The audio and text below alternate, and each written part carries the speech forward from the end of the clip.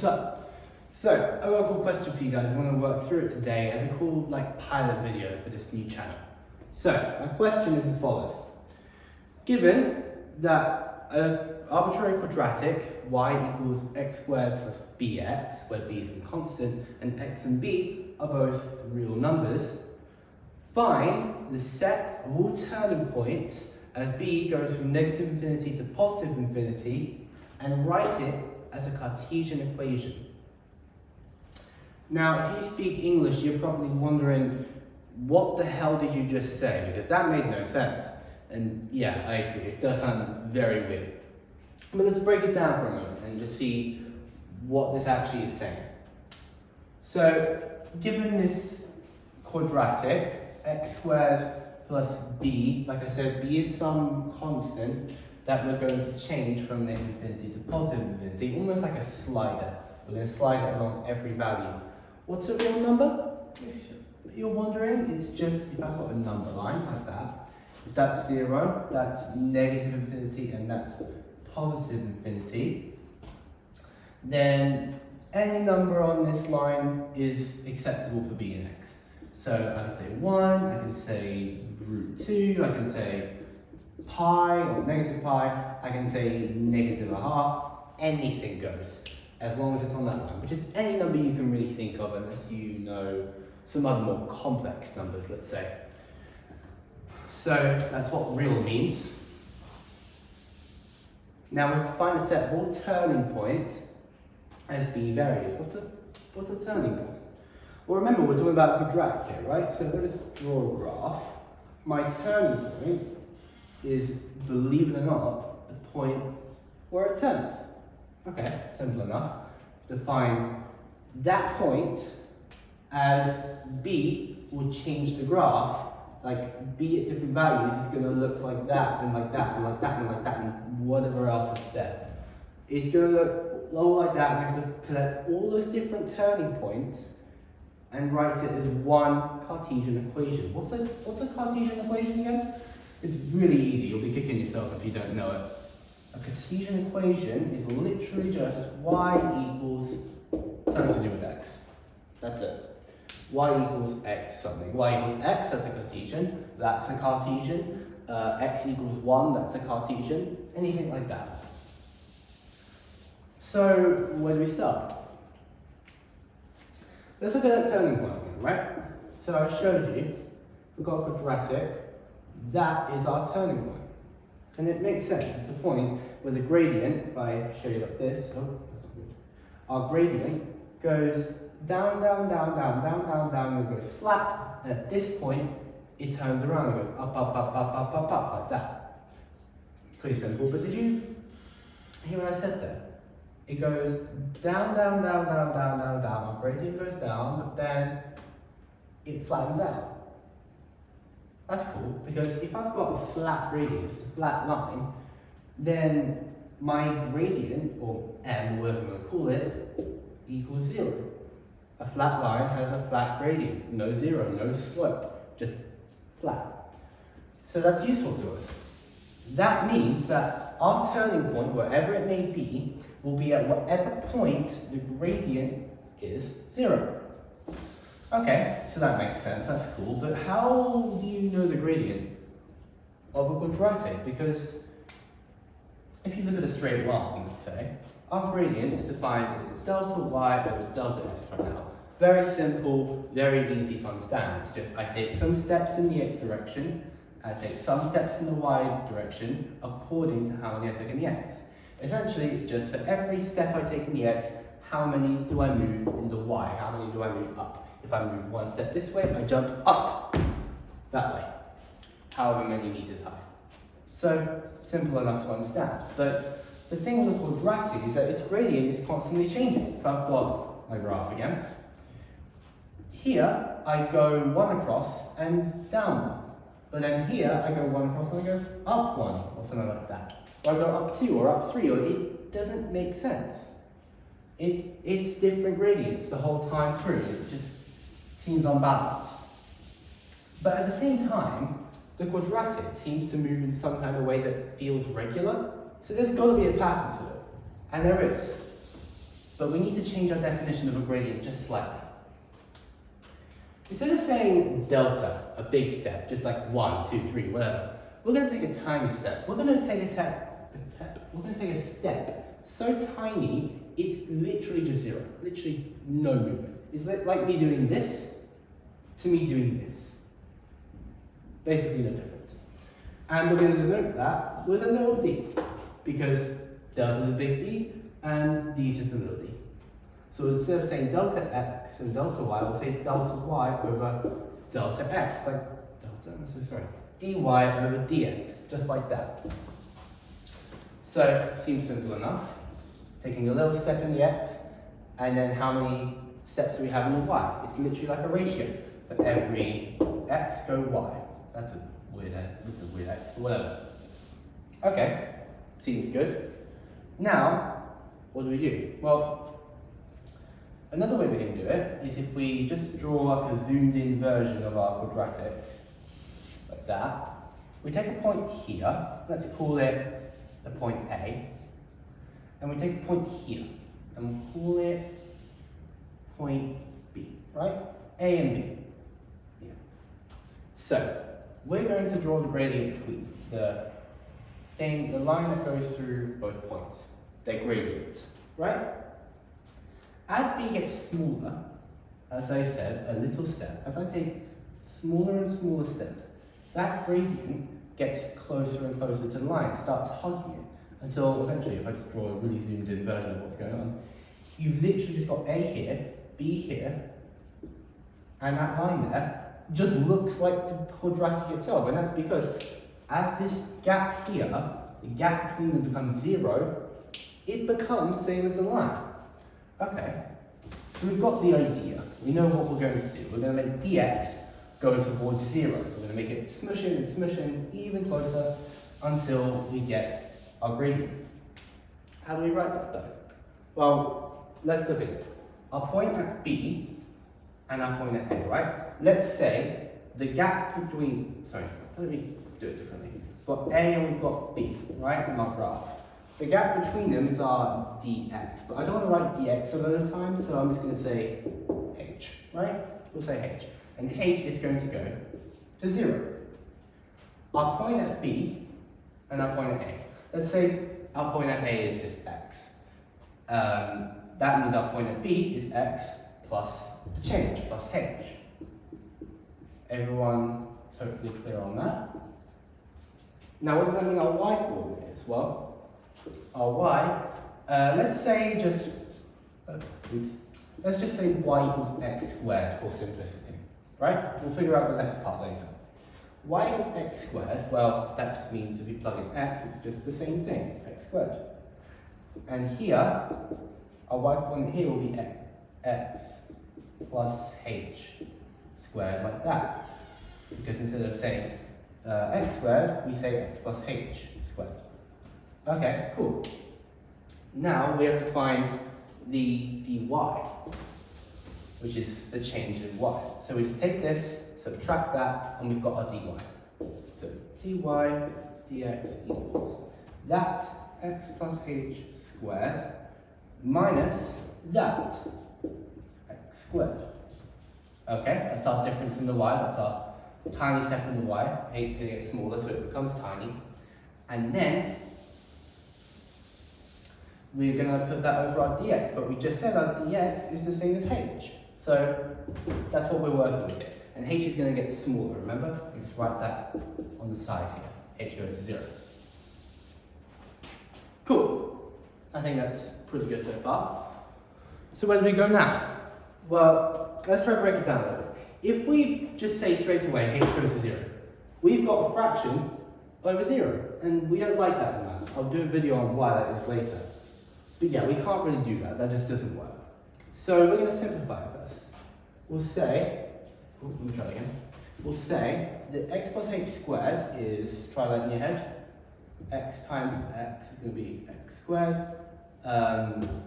plus x times h, and then again plus x times h is plus 2 hx, and then h squared. If you got that, good. If you didn't, it's all good.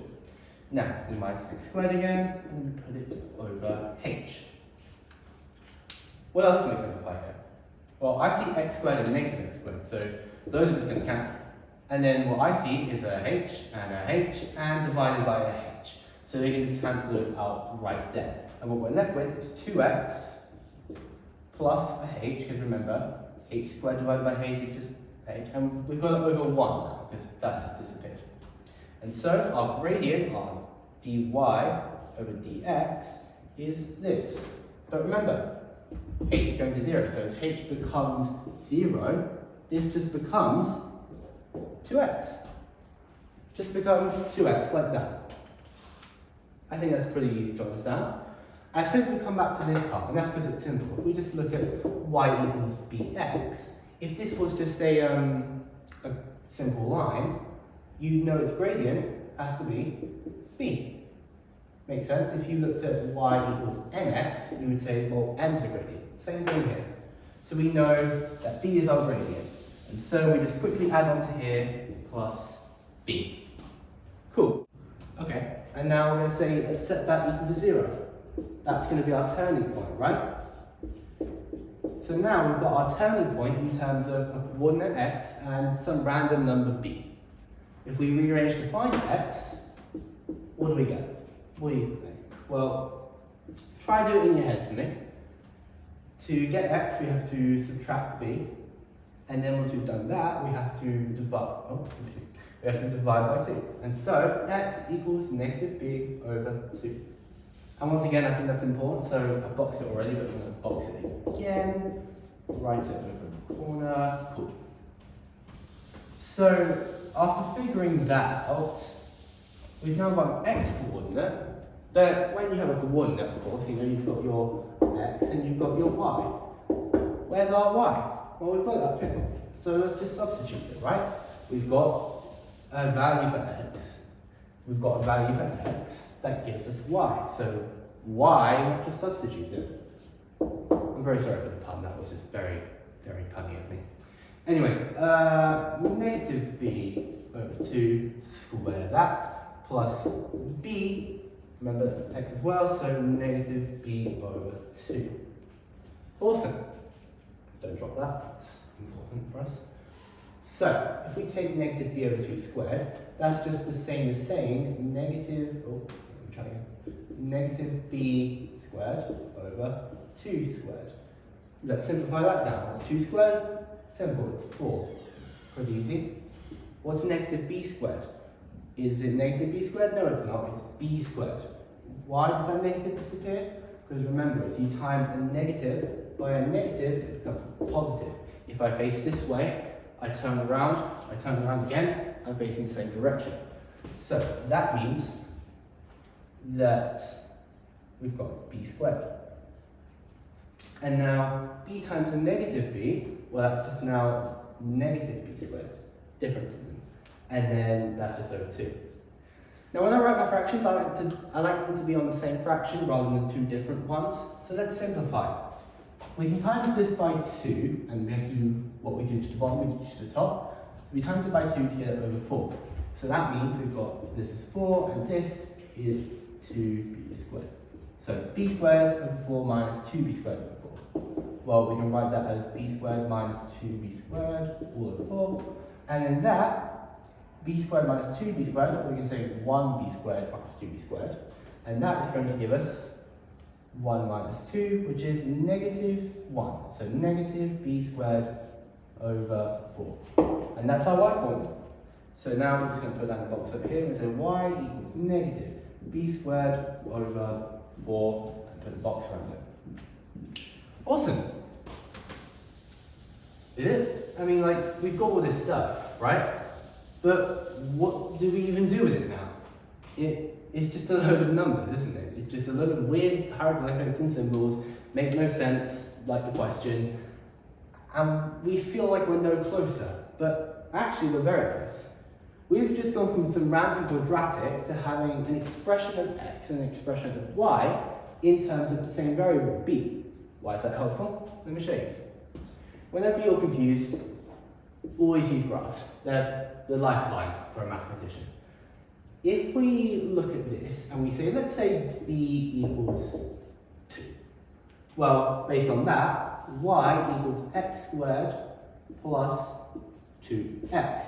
Now you can find the roots of that. You'll find they are 0 and negative 1. But that's still not really helpful for us. The graph will look a little something like this. I just know that, don't worry about how I know that, and this turning point is here. That's going to be part of our set that we're trying to find. But again, it's not really useful for us to know. So let me just draw about that quadratic. Now, let's try again using these ones, right? If x equals negative b squared, that means that x equals negative 2 over 2. And that is just, you can see that. And that is just negative 1, right? Now, if we've got an equation, x equals negative 1, our Cartesian equation, may I remind you, then that's just going to be a straight vertical line at the point negative 1, like that. Okay? Now, what about the y coordinate? Well, y, as we said, is this. Is negative b, but b is 2. So negative 2 squared over 4, right? 2 squared, that's just 4. Cool. And then 4 over 4 is just 1. So that just becomes negative 1 again. And remember, if we've got y equals some constant, this is going to be a straight horizontal line in this case at that point, negative 1. That's no coincidence, by the way. I haven't just drawn it at that point because I wanted to. That's because this point here is exactly, oh, that's not nice. That point is exactly negative 1, where they intersect. And I guarantee you, for any value of b, they will intersect at a point, and that is our turning point. That's why what we found here is really useful to us and what we're going to do next. You see, this is what we call parametric equations. Something in terms of x, something in terms of y, and then they use the same variable, in this case b. So if we want to join them together, almost like simultaneous equations, then what if we just rearrange to find b? Because we've got b here and b there. If we find b, we just substitute it again. So let's try it. If I've got x equals negative b over 2, if I times both sides by negative 2 again, negative 2x equals b. Okay, but I've got b here as well, so that means that y equals negative, remember, it's negative 2x, and then square it over 4. Okay, seem good? Now, simplify that for me, please. If you've got negative squared, it's just positive. If you've got 2 squared, it's just 4. And then x squared, believe it or not, is x squared. There's a total square there. And then if you've got 4x squared over 4, don't forget that minus over there, then we can cancel those 4's. And what we're left with is that y equals negative x squared. Is that our Cartesian equation? Yep. Have we figured out what the turning points with it? Yep. That's it. We're done. That's the entire question.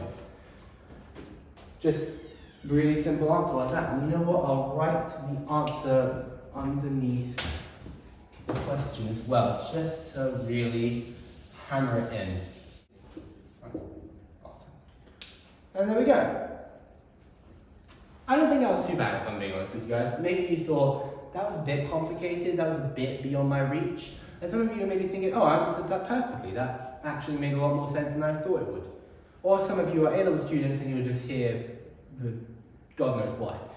But what I wanted to show you was how easy maths can be when you break it down and you actually see what's going on. You actually think about why you're taking these steps and what these steps actually mean. So if you look at what we've actually done, this right here is called differentiation, specifically by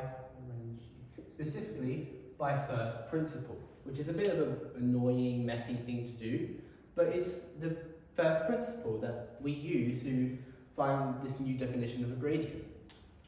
And then this stuff here, this is called, like I said, parametric equations. Parametric equations.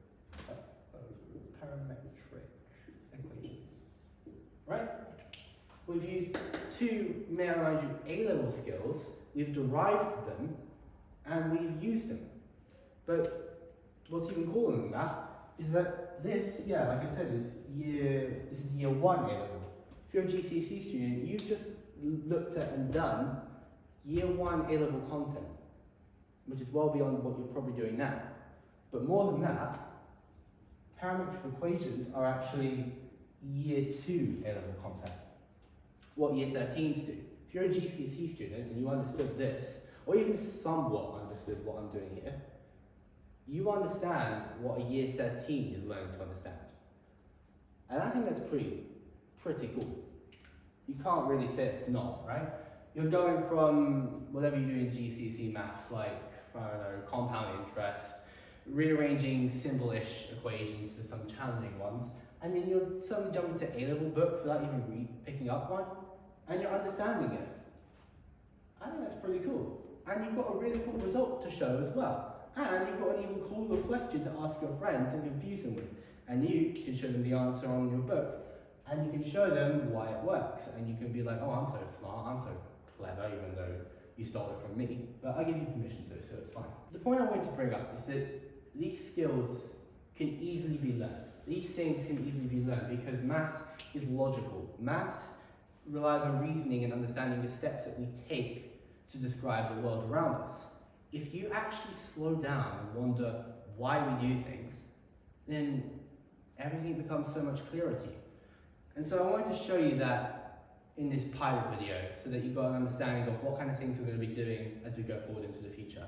Got plenty more A-level content to cover, got plenty more challenges to do, and plenty more steps to understand what they mean.